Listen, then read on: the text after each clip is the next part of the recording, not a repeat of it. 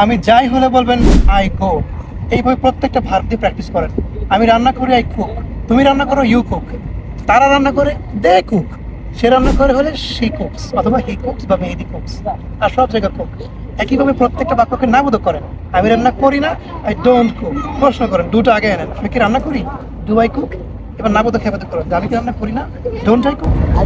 আমি রান্না করতে পারি হলে বলবেন আই ক্যান কুক। আমার রান্না করা উচিত হলে বলবেন আই শুড কুক।